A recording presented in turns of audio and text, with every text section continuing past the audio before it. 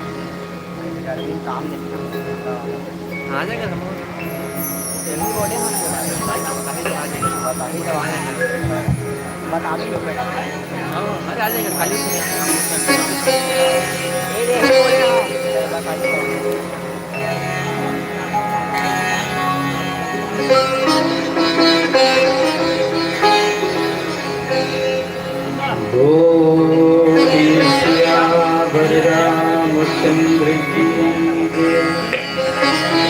उमापति महादेव पवन सुत हनुमान की गंगा माता गायत्री माता की गौ माता की जय, भारत माता की जय, दुर्गा माता की जय, भागवत महापुराण की जय, व्यास भगवान की जय, नारद भगवान की जय, सुखदेव भगवान की जय, शारदा मैया की जय, जय जय श्री राधे। हरि ओम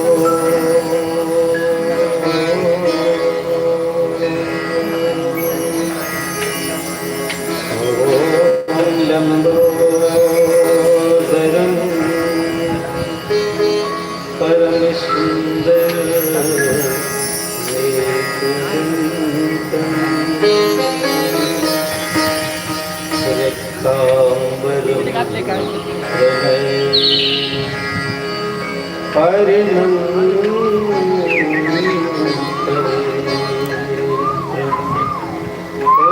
देवा करो जल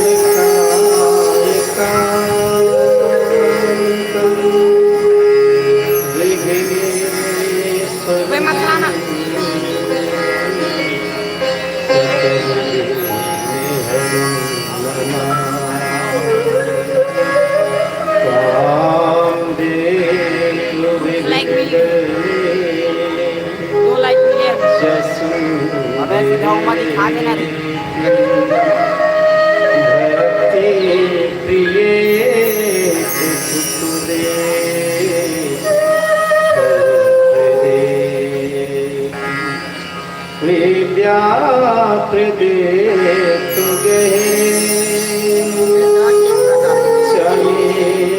स्तुवन्ति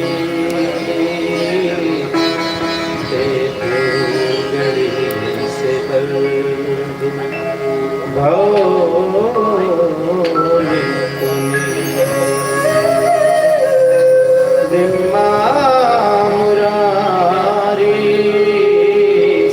त्रिपुरान्तकारी भानु शशि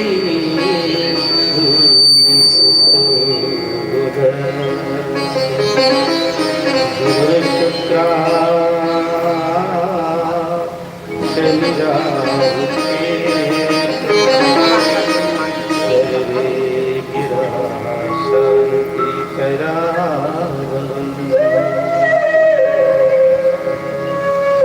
जयंती मंगला काली भद्रकाली कपालिनी दुर्गा क्षमा शिवा धात्री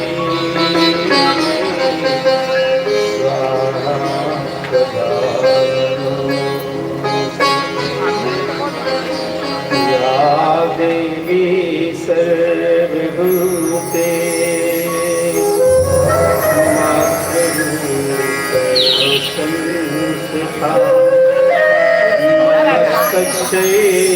नमस्तस्यै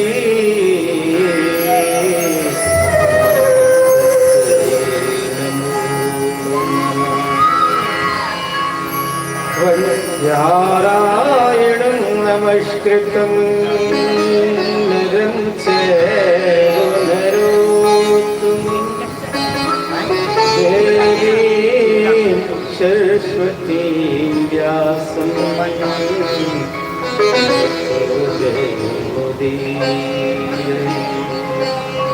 वंशी विभूषितकरा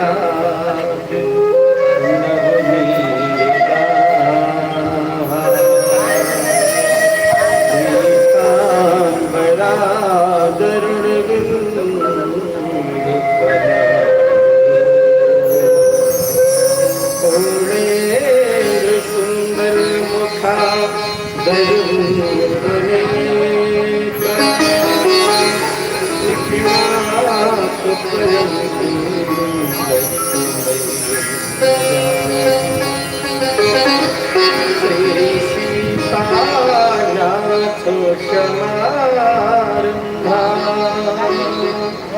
श्री राम नंदाय मध्यमा अस्मदाचार्य पर्यंता वंदे श्री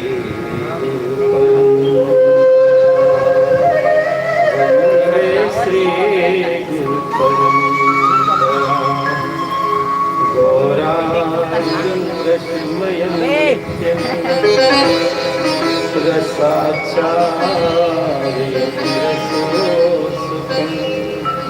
श्री राम हर्षण देवाख्य सद्गुरु प्रणमामि।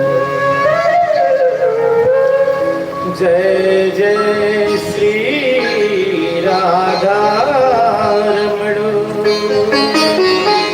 जय जय नबले किशोर जय गोपी चित चूर प्रभु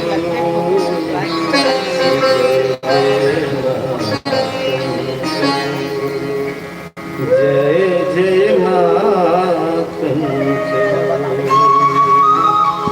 बोलिए श्यावर रामचंद्र की जय उमापति महादेव की जय हनुमान की जय भागवत महापुराण की जय व्यास भगवान की जय नारद भगवान की जय दुर्गा माता की जय जय जय श्री राधे। सभी लोग तन्मयता के साथ भक्ति के साथ पहले 2 बार भगवान नाम संकीर्तन बोलिए, उसके बाद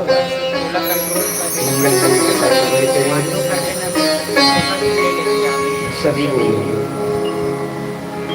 बोलो राजा राम राम राम सीता राम राम राम राजा राम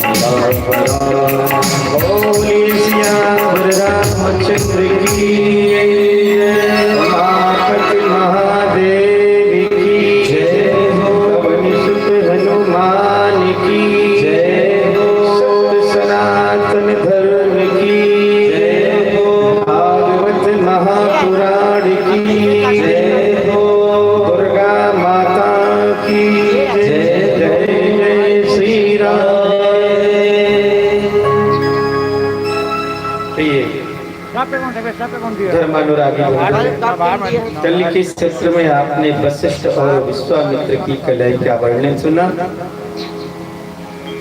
अब वशिष्ठ जी के नेत्रावरण नाम का कारण और निमि के नेत्र पलकों में रहने की कथा, ये सप्तम स्कंद की कथा है। जन्मेजय जी ने पूछा, वशिष्ठ मुनि तो ब्रह्मा जी के पुत्र थे, उनका नाम नेत्रावरण कैसे पड़ गया?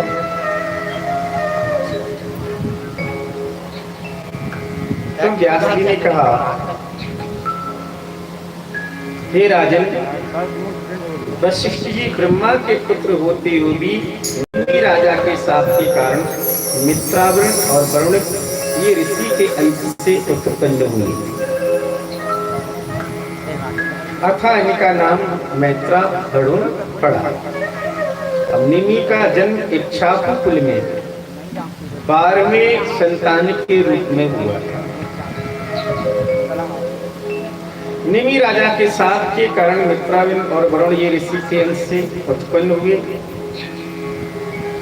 वे धर्मज्ञ, ज्ञानी, गुणी, दानी, सत्यव्रती राजा थे।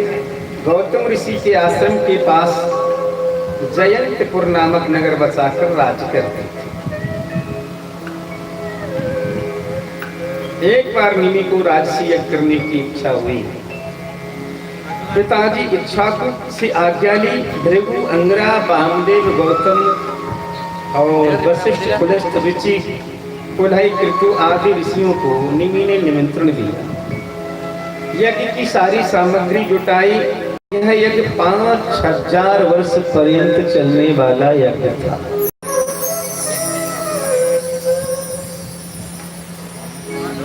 और भगवती की आराधना का यज्ञ था।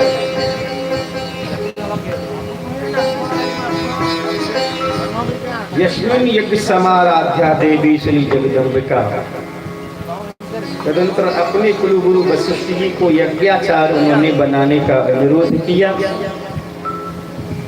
तब वशिष्ठ ने ऐसा कहा कि मैं तो इंद्र से 500 वर्ष के यज्ञ के लिए वर्ण हो चुका हूं, और जब तक इंद्र का यज्ञ नहीं हो जाता तब तक आप प्रतीक्षा करें, उनका यज्ञ पूर्ण होते ही मैं आपके यज्ञ में आऊंगा। निमि ने कहा, गुरुदेव मैंने यज्ञ की सारी सामग्री जुटा ली है, ऋषियों को भी निमंत्रण दे दिया है, आप कुलगुरु हैं, यज्ञ के आचार्य का प्रथम अधिकार तो आपका ही बनता है, अतः मेरा यज्ञ आप पहले कीजिए। तो वशिष्ठ जी ने कहा, लेकिन मैं इंद्र से पहले वर्ण हो चुका हूँ, उनका 500 वर्ष का यज्ञ है, जल्दी खत्म होगा, तब तुम्हारा 5000 वर्ष का। कहकर वशिष्ठ जी इंद्र का यज्ञ करने के लिए निकल पड़े।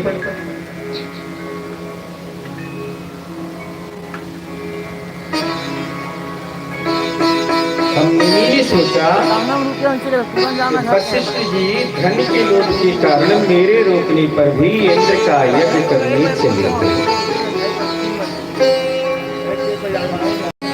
अथा निमि ने गौतम ऋषि को यज्ञ बनाया और यज्ञ दीक्षा लेकर के यज्ञ प्रारंभ कर दिया। उधर वशिष्ठ जी इंद्र का यज्ञ पूर्ण हो जाने के बाद तुरंत अपने शिष्य निमि के पास आए। निमि सो रहे थे, सेवकों ने जगाया नहीं, सूचना भी नहीं थी, तो वशिष्ठ को क्रोध आया और साप दे दिया।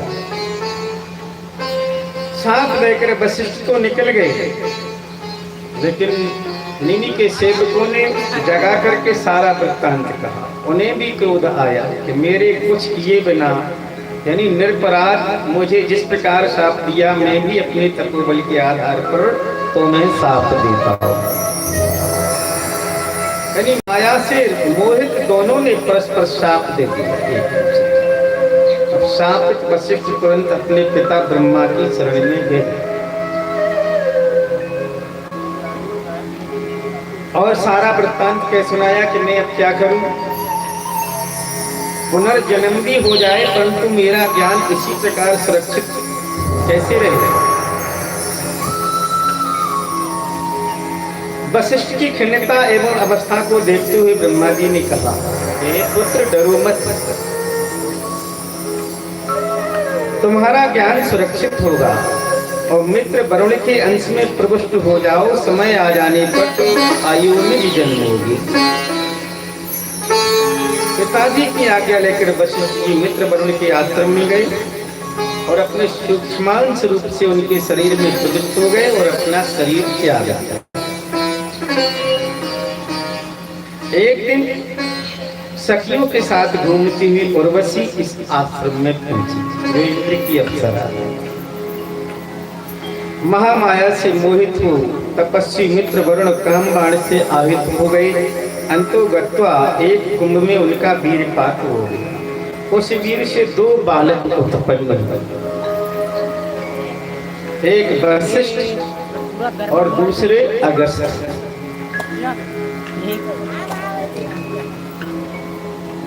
अगस्त्य तपस्या के लिए वन में चले गए। वशिष्ठ को इक्ष्वाकु ने पुरोहित के रूप में वर्ण किया। इस प्रकार निमि के साथ से मित्रावर्ण के वीर से अयोनिज वशिष्ठ का जन्म होने से वशिष्ठ का नाम मैत्रावरुण पड़ा है। निमि के नेत्र पलक में अब रहने की कथा। इधर वशिष्ठ के साप से निमि का शरीर जलने लगा, परंतु यज्ञ चालू पूर्ण आहुति नहीं हुई थी। अर्थात जो ने मंत्रों से अवमंत्रित करके उनकी आत्मा को संरक्षित रखा। जैसे यज्ञ पूरा होने को था तब देवता आए। समाप्ते चक्रतो तत्र देवा सर्वे समागता। देवताओं ने कहा, तपस्वी निमि राजन, हम प्रसन्न हुए हैं, वर मांगो। देव देह या मनुष्य देह जो चाहो वह प्राप्त कर सकते हो, मांगो। निमि की आत्मा ने कहा कि ये देवताओं, मैं सदा जन्मने और मरने वाले शरीर में रहना तंत्री पसंद नहीं करता। मैं संपूर्ण प्राणियों की दृष्टि में वायु बन के विचरण करूं, ऐसी शक्ति दे। यथा देवता आपकी ऐसी इच्छा हो तो भगवती की आराधना करो, वह यह वर देंगे। तब मुनि ने भगवती को स्तोत्र पाठ मंत्र अनुष्ठान द्वारा प्रसन्न किया। देवी ने प्रत्यक्ष दर्शन दिया। प्रसन्ना सा तदा देवी प्रत्यक्षम दर्शन ददो। भगवती ने कहा, वर मांगो, जो इच्छा है, मैं प्रसन्न हूँ। निमि ने कहा, हे माता, मुझे नेत्रेषु सर्वभूता नाम निवासों में भर देती। तो भगवती भी तथास्तु कह करके अंतर ध्यान हो गई। इसके बाद हर जीव के नेत्र पलक में निमि रहने लगी। हमारे आपके सभी के नेत्रों के पलकों में निमि का निवास है। जो पलक ऊपर नीचे करते रहने का अवसर मिला है,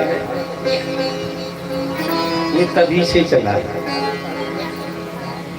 अब निमि से जनक, मिथिला और विदेह होने की कथा। तदंतर ऋषि निमि के स्थूल शरीर में अरणि स्थापन कर राजकुमार की उत्पत्ति हो जाए, इस भावना से वो मंथन करने गए। मंथन होते ही सर्व लक्षण संपन्न साक्षात द्युति निमि सदृश बालक प्रकट हुआ। जो मंथन से प्रकट होने से मिथि, पिता के शरीर से जन्मने से कारण जनक तथा विदेह से जन्म लेने से विदेह, इस प्रकार नाम रखा। आगे स्कूल में जितने भी राजा हुए वे सभी विदेह, जनक आदि नाम से ही प्रसिद्ध हुए। इस प्रकार निमि से राजा जनक की उत्पत्ति कही गई। जनक ने गंगा तीर पर एक नगर बसाकर वहीं राज्य करने लगे, जो मिथिला नगर से विख्यात हुआ है। समय समय की बात है। महामाया के मोह में देव, ऋषि, मनुष्य सभी पड़ते आए। कपिल मुनि ने योगी होकर भी देव योग से सगर के 60,000 पुत्रों को भस्म कर दिया। तत्कर्मण्य बंधाए साधुत्याया विमुक्तये। पूर्व समय में शुक्राचार्य ने महाराज अयाति को साथ दिया कि तुम पर भी बुढ़ापा छा जाए। राजा ने शांत होकर साथ स्वीकार कर लिया, लेकिन सभी शांत नहीं होते हैं। प्राचीन समय में तो बहुत से भृगुवंशी ब्राह्मण है कुल के पुरोहित, लेकिन क्रोध में आकर धन के लोभ से संपूर्ण ब्राह्मणों को मार डाला था। ब्रह्म हत्या का भय भी इन्होंने कुछ विचार नहीं किया। है यानी अश्व से उत्पन्न वंश होने से इनका नाम है वंशी कहा है। ये है वंशियों को परशुराम जी ने विनिष्ट किया गया। ये है वंश के प्रथम राजा थे। साक्षात विष्णु लक्ष्मी के सुपुत्र एक वीर विष्णु के साप से लक्ष्मी ने अश्व के रूप में शिव जी की तपस्या करके विष्णु भी अश्व रूप धारण कर तपस्या में पहुंचे। इन दोनों के संयोग से सुंदर बालक है एक वीर का जन्म हुआ, और जिसने आगे एकाबली से कार्तिकेय वीर को जन्म दिया।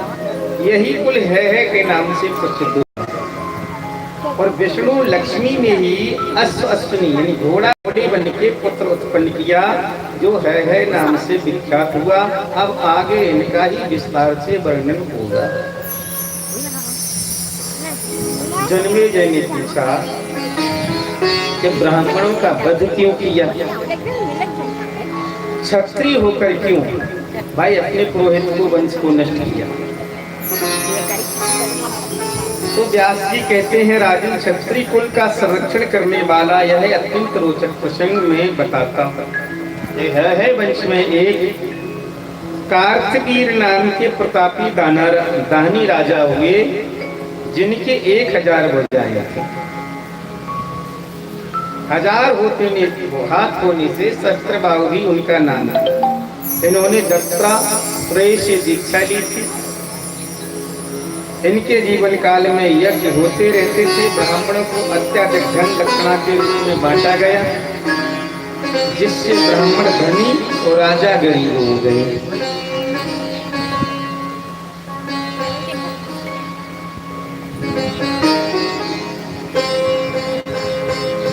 बताओ, इतना धन पहले लुटाते थे दान की। कार्तवीर की मृत्यु के पश्चात जय को निर्धन हो जाने से अपने पुरोहित भृगुवंशी ब्राह्मणों के पास जाकर उन्होंने धन की याचना की, परंतु उन्होंने संकटपन्न क्षत्रियों को दान देने से इनकार कर यथा लोभ के कारण उन्होंने धन नहीं दिया और स्वयं धन को इधर उधर जमीन में दबाकर स्वयं पहाड़ों की गुफा में जाके छुप गए। इधर है वंशियों ने, क्षत्रियों ने ब्राह्मणों के घर में तलाशी करने गए और जमीन खोदने लगे। तब उन्हें काफी छिपाया हुआ धन मिल गया। ब्राह्मणों का धन तो ले लिया, साथ में क्रोध में आकर भृगवंशियों पर वो क्षत्रिय टूट पड़े। है वंशी, जो मिले उसका वध करने लगे, चाहे बालक हो चाहे वृद्ध हो, किसी को नहीं छोड़ा। ब्राह्मण पत्नियां अत्यंत दुखित हो रो रो कर भागने लगी। गर्भवती स्त्रियां गर्भ बचाने के लिए तड़पने लगी। क्रूर क्षत्रियों में रोके जाने पर भी वध करना जारी रहा। एक बात बताएं, धन हो तो दान पुण्य यज्ञ ही करना चाहिए, नहीं तो वह स्वतः ही अनेक बहानों से निकल जाता है। वो अपना रास्ता खोज लेता है। इनसे भी धन की, इनमें भी तीन गति होती है। दानम भोगस्ता नासो धन से गति दस। यानी धन के होते हुए अकाल पड़े तो अकाल पड़े या राजा संकट में हो तो धन का दान करना चाहिए, नहीं तो राजा उसे दंड दे सकता है। सगर्भा और अचदर्भा ब्राह्मण पत्नियां है के काल पास से भागते हुए पहाड़ों में जा चुके, परंतु देखो लोग ढूंढ कर सभी का वध कर ही रहे। तो तृष्णा रूपी लोभ ही बोले पाप का मूल कारण है। और लोभी मनुष्य बोले क्या नहीं करते। लोभी मनुष्य तो अपने माता पिता भ्राता स्वजन गुरु मित्र भार्या पुत्र और भगिनी यानी बहन तक को मार डालता है यदि लोभ आ जाए। तो काम क्रोध लोभ अहंकार के मन लोभ सर्वोपरि शत्रु है। आपके पूर्वज कौरव पांडवों का युद्ध भी बोले लोभ के ही कारण तो हुआ था। और युद्ध का कारण क्या है भाई? पांडव कौरवों का युद्ध लोभ के ही कारण था। और काम क्रोध लोभ से ही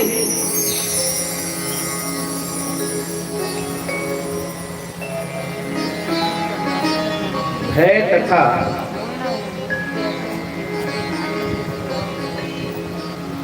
इसके लिए मानस में कहा है काम क्रोध लोभ के बारे में।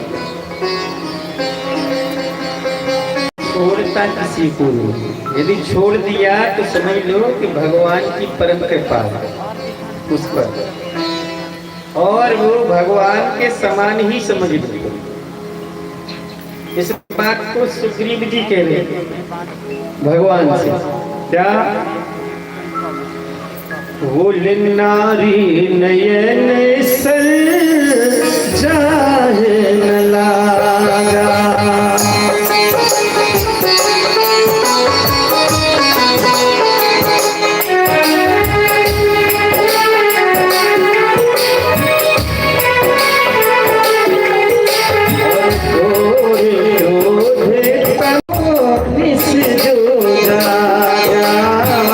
Oh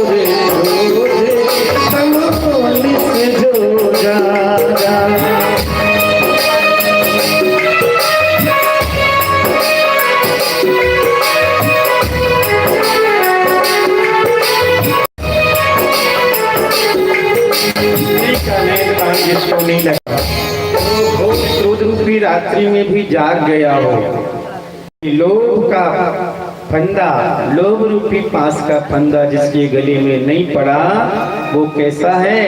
बोले भगवान वो तो आप ही के समान है। बोले लोभ फांस ही कर न बंधाया,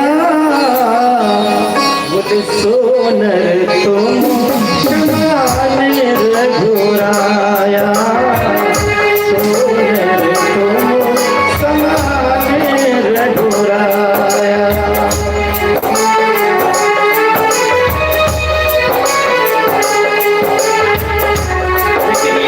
किसी साधना से नहीं मिलता है, ये साधना करने से नहीं, बोले तो आपके पास ही मिलता है। यही गुण साधन ते नहीं होई, तो मेरी कृपा पाए कोई।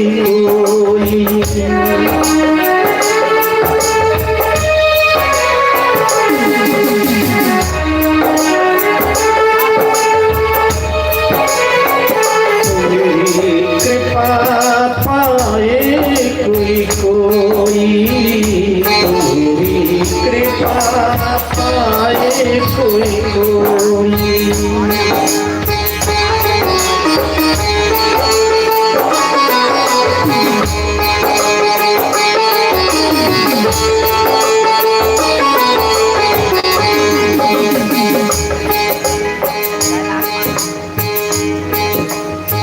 इसलिए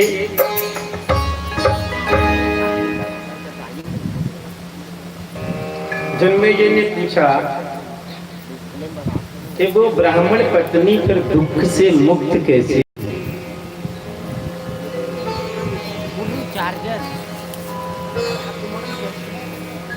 क्योंकि काम, क्रोध, लोभ, मत्सर ये तो भगवान की कृपा से ही छूटते, जिस पर विशेष कृपा हो। और भगवान की कृपा तभी होती है जब सत्संग में जाओ, और सत्संग से मन निर्मल बनेगा, तब भगवान की कृपा तुम्हारे ऊपर होगी। निर्मल बनेगा तो मन भक्ति में लगेगा, और नहीं तो इस संसार में ही भटकते रहोगे। और कब तक भटकोगे? क्योंकि ये संसार भी तुम्हारा पट्टा नहीं है, 1000 वर्ष का पट्टा लिखा के लाए हो क्या? तो फिर अभी भी चेत जाओ, तो जितना निकल गया, अब तो कम से कम सुधार लो, बाकी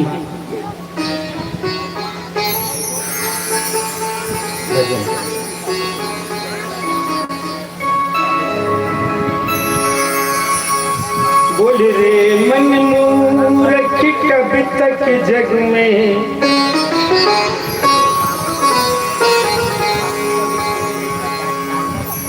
और रे मन मूर्ख कब तक जग में, और जीवन व्यर्थ बिताएगा, और राम नाम नहीं गाएगा तो अंत समय पछताएगा।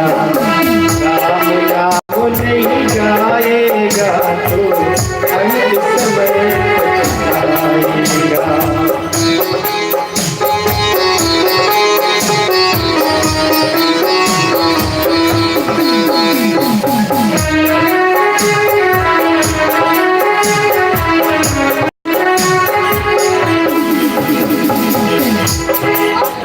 रे मन मूर्ख कब तक जग में, यार एक भी दिन सही नहीं रहा, ज्यादा बोलते तो खींचता है। रे मन मूर्ख कब तक जग में, आगे को और जीवन व्यर्थ बिताएगा, और राम नाम नहीं गाएगा तो अंत समय पछताएगा। राम नाम नहीं गाएगा तो अंत समय पछताएगा।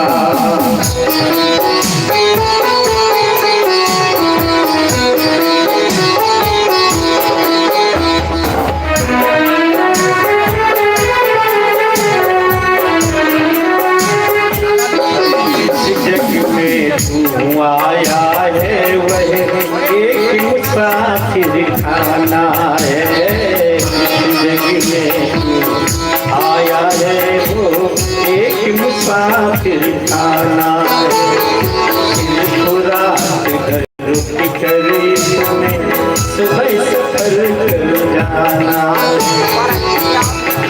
पूरा भर रुक कर इसमें सुबह सफर कर जाना है।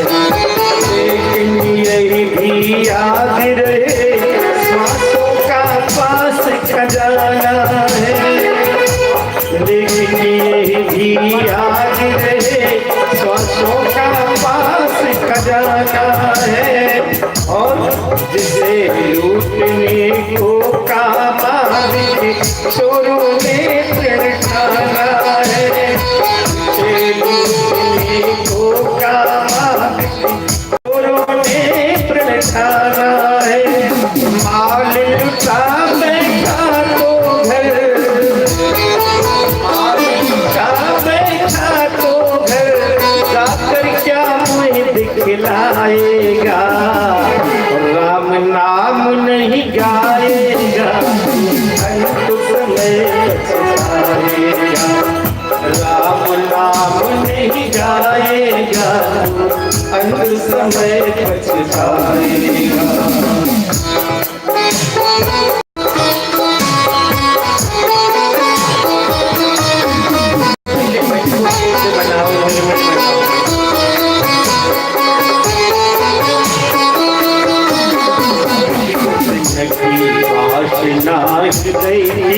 बुद्धि नहीं निर्मल की है।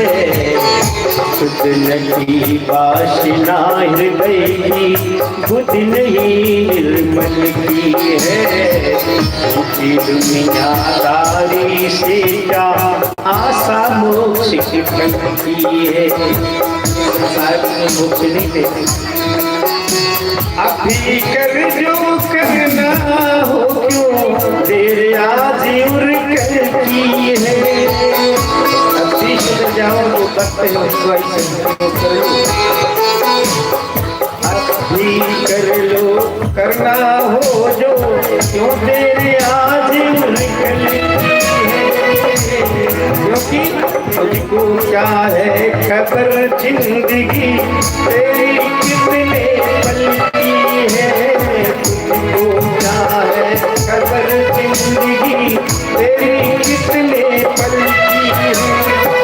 हर जम के दूत घेर लेंगे तो, जम के दूत घेर लेंगे तो फिर क्या धर्म कमाएगा।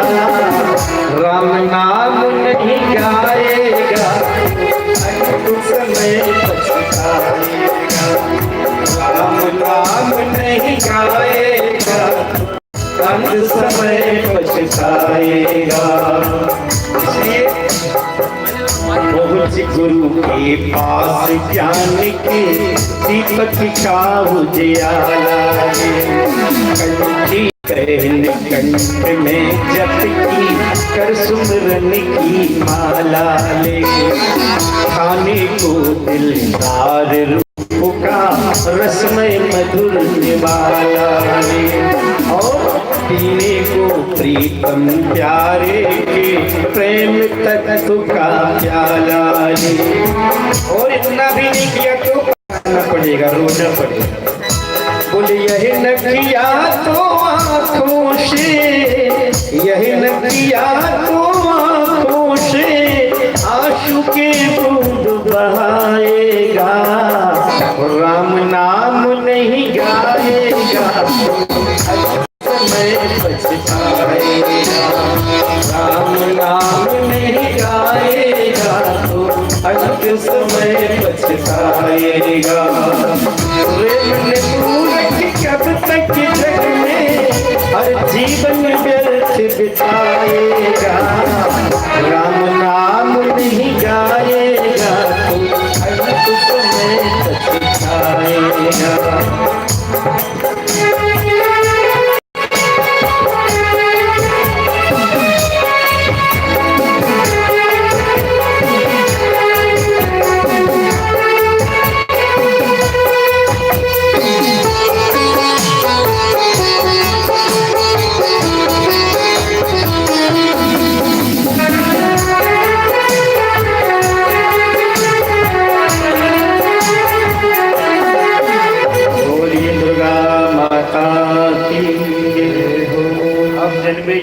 पूछा कि वे ब्राह्मण पत्नी दुख से कैसे मुक्त हुई। व्यास जी कहते हैं राजन, वे ब्राह्मणी जान बचाकर हिमवंत पर्वत पर गई है। बिब्बल में स्त्रियां वहीं मृतका की भगवती की स्थापना करके और निराहार उपासना करने लगी। एक दिन भगवती ने स्वप्न में प्रकट होकर कहा कि तुम एक स्त्री के उरु से गर्भ होगा, जो मेरा अंश होगा, वही तुम सभी की रक्षा करेगा और भृगुवंश का विस्तार करेगा। यह आज्ञा देकर वो अंतर्धान हुआ। स्वप्न टूटते ही सभी स्त्रियां चली गईं और उनमें से एक स्त्री जंघा में गर्भ धारण करती थी, परंतु है हो के डर से वो वहां से निकलकर भाग खड़ी हुई। भागती हुई ब्राह्मणी को क्षत्रियों ने देख लिया और तुरंत पीछा किया। ब्राह्मणी रोने लगी, गर्भवती को यह असह्य हुआ। तब वो जंघा फाड़ के प्रकट हुआ और ऐसा बालक प्रकट हुआ। बालक उसको देखते ही सभी क्षत्रिय अंधे हो गए। नेत्रहीना नराश्रया यानी पतिव्रता नारी का प्रभाव समझ के क्षत्रिय नेत्राक्षी हो ब्राह्मणी की शरण में गए और कहा, क्षत्रियों ने कहा, हमने आपके तपोबल को नहीं समझा, हम अंधे होकर क्या कर पाएंगे। अरे अंधे हो जाना मरण से भी कष्टप्रद है, हमारी रक्षा कर। ब्राह्मणियों ने कहा, हे क्षत्रियों, मेरे उनसे प्रकट इस बालक के कारण तुम लोग अंधे हुए हो। यह भृगुवंश का रक्षक है और भगवती ने कृपा करके यह बालक मुझे दिया है। भगवत्या प्रसादेन जातोयम बालिका, इसकी शरण में जाओ। तो क्षत्रियों ने उस बालक की फिर स्तुति की, प्रार्थना की, प्रसन्न की। तब बालक ने कहा, तुम लोग जाओ, आज से कभी ब्राह्मणों पर कुपित मत होना। अपना सर्वस्व देकर, प्राण देकर भी ब्राह्मणों को बचाना। तुमको पूर्व दृष्टि प्राप्त हो जाएगी और क्रोध छोड़ के जाओगे। तो पुनः दृष्टि प्राप्त कर को प्रणाम करके वो चल गई। लोक में आकर क्षत्रियों ने जो पातक कर्म किया है वह मैंने आपको बताया। व्यास जी कहते हैं, अब जन्मेजय ने पूछा है, जैसे यदु से यादव और भरत से भारत की प्रसिद्धि हुई, उसी प्रकार है भी कोई राजा होंगे जिनके वंश में उत्पन्न होने से है कहलाए।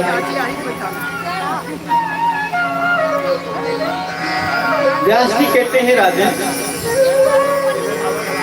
है वंश की उत्पत्ति सुनो। एक समय की बात है, सूर्य के पुत्र रेवंत सर्वलक्षण संपन्न होकर अश्वरथ उच्चैश्रवा घोड़े पर बैठकर विष्णु लक्ष्मी के दरबार वैकुंठ लोक में गए। लक्ष्मी सागर से उत्पन्न हुई थी और उच्चैश्रवा भी अथा अपने भाई को देखकर मंत्रमुग्ध हो गई। विष्णु द्वारा बारंबार यह कौन है पूछने पर भी कुछ उत्तर नहीं दिया। तब को क्रोध आया और शाप देते हुए कहा, हे कुलेनी, तुम्हारा चित्त चारों ओर भ्रमण कर रहा है। अथा सर्वमा यथा सर्वत्र रमते यशमात् तस्मात् भविष्यति। और दूसरा बोले, तुम अश्व में इतनी आसक्त हो गई इसलिए तुम भी अश्वी बन जाओ, यथा घोड़ी बन गई। लक्ष्मी श्राप सुनते ही भयभीत और कहा, मेरे छोटे से अपराध के लिए इतना बड़ा साथ क्यों? आप प्रसन्न हो जाइए, मैं आपके बिना कैसे जीवित रहूं? मैं अभी आपके सानिध्य में प्राण त्याग दूंगी। यह साथ कब तक मुझे भोगना पड़ेगा? भगवान विष्णु ने कहा कि मेरे समान तुम्हें पुत्र प्राप्त हो जाने पर फिर तुम मेरे पास सात मुक्त होकर के आओगी। अगर रेवंत डर से यानी दूर से प्रणाम कर वापस लौटे। लक्ष्मी ने सात अश्व की देह धारण करके यमुना और कंसा नदी के संगम पर सुप्रणाक्ष नामक स्थान पर तपस्या प्रारंभ की। वहीं रहकर आशुतोष भगवान का ध्यान करते ही तपस्या करने लगे। तो जब तपस्या करने लगी तस्मिन् तीर्थे रमा देवी चकार दुश्चरम तपः दिव्य वर्ष सहस्त्रम तो गतम तत्र महीपते। हृदय निर्मल हो गया, वैराग्य उदित हुआ और वृषभारूढ़ ने पार्वती सहित उनको दर्शन दिया। शंकर जी शिव जी पूछते हैं कि हे कल्याणी, आप अपने पति को छोड़ क्यों मेरी उपासना कर रही हो? नारायण तो सभी के देव, आप स्वयं उनकी अर्धांगिनी हो। पत्नी को पति से बढ़कर दूसरे की सेवा नहीं करनी चाहिए।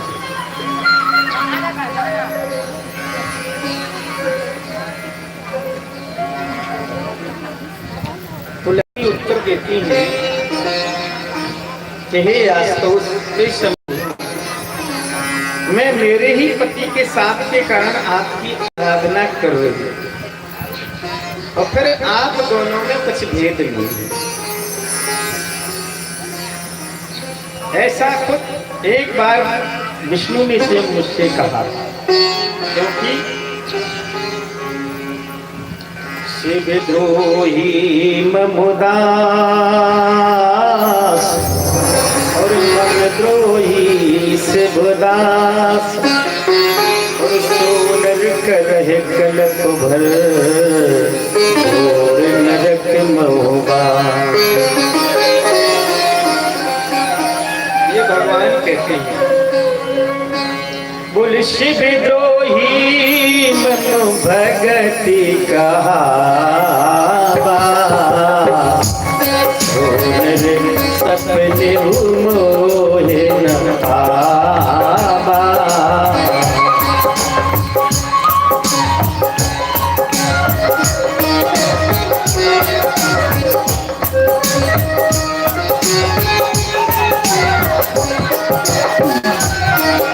शिवद्रोही मनु भगति कहावा,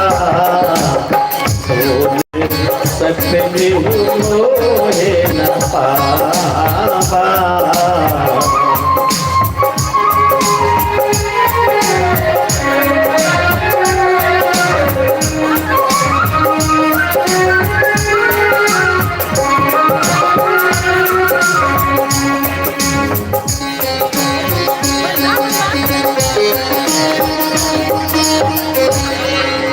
भगवान शिव में और भगवान विष्णु में बोले कोई भेद नहीं। अब लक्ष्मी ने कहा कि मेरा इस सांप से उद्धार कीजिए, एक पुत्र होने के बाद मेरी मुक्ति होगी। क्योंकि सांप देते हुए मुझसे कहा था, यदा ते भक्ता मोक्ष कारण। अब आप ही बताएं कि पति संग बिना पुत्रम देव देव लभे कथम, यानी बिना पति संग पुत्र कैसे हो, अतः मुझे पुत्र दान हो ऐसा हो। शिव जी प्रसन्न हो गए, वरदान देते हुए कहा, ये देवी तुम्हारा कल्याण हो, शीघ्र ही तुम्हारा मनोरथ पूर्ण हो। तो अत्रैव है रूपेण भगवान जगदीश्वरा आगमस्य सीते का पूर्ण कर तुम मई रता। आप दोनों के मिलने से एक सर्वगुण संपन्न पुत्र होगा, जिसका नाम एक वीर होगा। इससे ही है वंश का विस्तार होगा। तदंतर शिव जी कैलाश पर प्रस्थान करेंगे। आप लक्ष्मी भगवती का ध्यान कर लेंगे। कैलाश जाकर शिव जी ने अपने अनुचर चित्रकूट को वैकुंठ जाने की आज्ञा दी और शीघ्रता से 80 रूपी लक्ष्मी का उद्धार करने की प्रार्थना करना ऐसा कहकर भेजा। विष्णु के चित्रकूट वैकुंठ में पहुंचकर भगवान कमलापति विष्णु को प्रणाम करके अपना परिचय दिया। आगमन का कारण लक्ष्मी की तपस्या से शरीर में जीर्ण शीघ्र उद्धार की प्रार्थना की। तत्पश्चात पुनः कैलाश पर गमन किया। तदंतर विष्णु 80 रूप धारण करके 80 रूपणी लक्ष्मी के पास गए। लक्ष्मी हर्षाश्रु भाव से देखी, प्रणाम किया, स्वागत किया। दोनों 80 रूपणी विहार करने लगे। एक दिन पुत्र तो प्राप्त हुआ है और सांप का अंत भी हो गया, परंतु पुत्र स्नेह से लक्ष्मी विचलित हुई। कहती हैं वह भी इस विजन स्थल में, क्योंकि इसे भी हम साथ ले जाएंगे, इन पुत्र को भी साथ ले चलेंगे। भगवान विष्णु ने कहा, हे कांते चिंता मत कर, इसके पालन पोषण की व्यवस्था मैंने कर दी है। नाम है यह भगवत भक्त, धार्मिक और प्रतापी राजा होगा। तुर्वसु आयादी तनय इसका भरण पोषण करेंगे। वह पुत्र कामना से तप कर रहे हैं, अभी वे लेने आने वाले हैं, अतः इस बालक को वहीं छोड़ के तुरंत आओ, विलंब मत करो। तो इंद्र की आज्ञा प्राप्त करते ही चंपक ने उस बालक को वहीं छोड़ा। और विष्णु लक्ष्मी भी हरिवर्मा तुर्वसु अयाति नंदन के पास गए, तपस्या से प्रसन्न होने को बताया एवं 80 रूप पुत्र के विषय में भी परिचय दिया। भगवान के मुख से बात सुनते ही हरिवर्मा प्रसन्न हुए और तुरंत ही वहां पहुंचे जहां वो बालक था। अत्यंत हर्षित हुआ, साक्षात कामदेव का स्वरूप देख के हर्ष से अश्रु आ गए। हरिवर्मा ने बालक को उठाया, आलिंगन किया और फिर राजधानी प्रस्थान किया। नगर के समीप पहुंचते ही सचिव आदि को मालूम हुआ, बंदी जनों को बुलाया गया। स्वागत के लिए सभी नगर के लोग एक छोर पर पहुंच गए। धूमधाम से उत्सव मनाया गया, गाना गाए, नाचते हुए नगरवासी मंत्रीगण सेवक सभी आनंद से विभोर कर बालक एवं राजा का स्वागत करते हुए राजमहल में ले आए। तदंतर राजा ने बालक का जातकर्म संस्कार आदि किया। अब 6 मास में अन्नप्राशन किया, तीसरे वर्ष में चूड़ाकरण किया, फिर गुरुकुल में विद्या राजविद्या आदि पढ़ाने भेज दिया। जब अध्ययन पूर्ण हुआ तब सुयोग पुत्र के राज्याभिषेक की तैयारी। वेदज्ञों शास्त्रज्ञों को बुलाया गया, ब्राह्मण को एकत्रित किया और पुष्कार योग में राज्याभिषेक किया गया उसका। यही तो उस परमात्मा की लीला है कि वो क्या से क्या कर दे, क्या से क्या बना दे।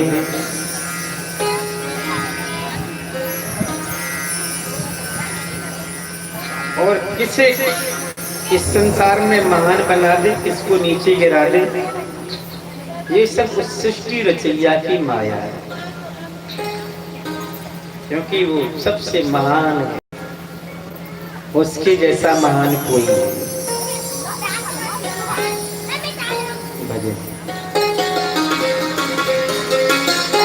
बोले सृष्टि रचाने वाले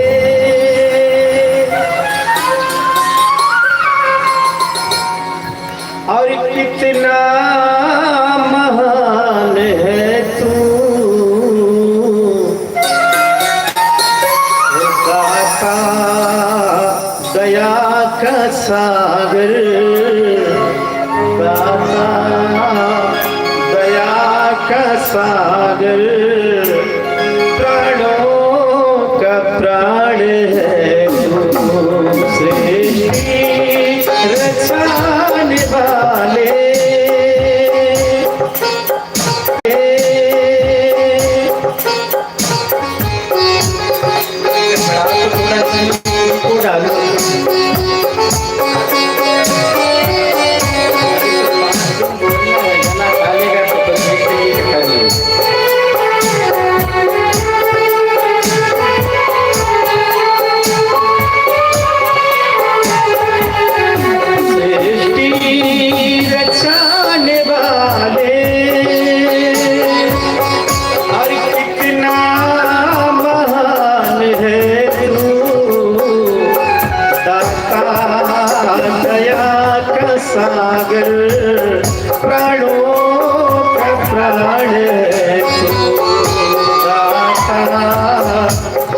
दया का सागर प्राणों का प्राण है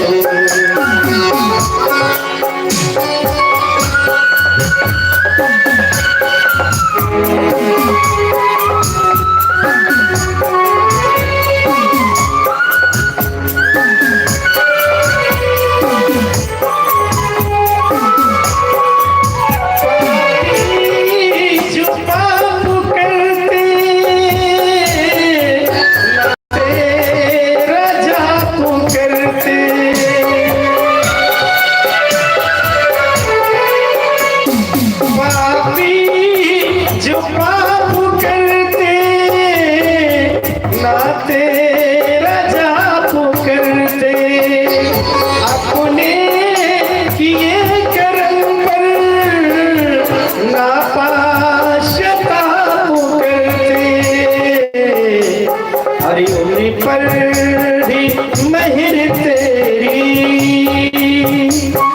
पर भी महिर तेरी कैसा मेहरबान है तू दाता दया का सागर प्राणों का प्राण है दाता दया का सागर प्राणों प्राण है